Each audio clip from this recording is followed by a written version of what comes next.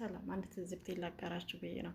አሁን ለሚዲያው እንደምታውቁት በስቷን ቴሌቪዥኑ፣ ዩቲዩቡ፣ ቲክቶክ ሌሎችም አሉና በዚህ ውስጥ ደግሞ ፖድካስት የሚያዘጋጁ ብዙ ሰዎች አሉ እና በዛ ፖድካስት የሚቀርቡ እንግዶች በእናታችሁ በእግዚአብሔር ዝም ብላችሁ ፕራይቬሲ የሚባል ነገር አለ። ስለ ልጆቻችሁ ስለ ባላችሁ አትጨቃጨቁ እርስ በርስ።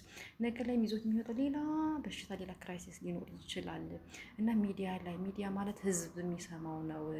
እዛ ላይ ስትቀርቡ ያ ሚዲያ ባለቤት ወይም ፖድካስቱ የሚመራው ሰው ብቻ የሚያዳምጥ የሚመስላችሁ ግለሰቦች ያላችሁ ትመስሉኛላችሁ፣ ግን አይደለም። የሚሰማችሁ ህዝብ ነው።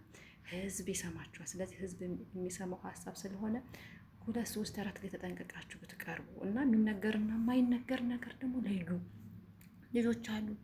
ስለ አባታችሁ ዛሬ መጥፎ ነገር ብታወሩ ነገ ልጆች ይሰማሉ። እነሱ አእምሯችሁ ሊጎዳ ይችላል።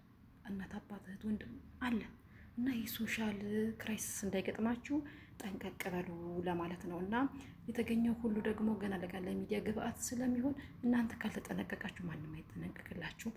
እችን ለማለት ነው። አመሰግናለሁ።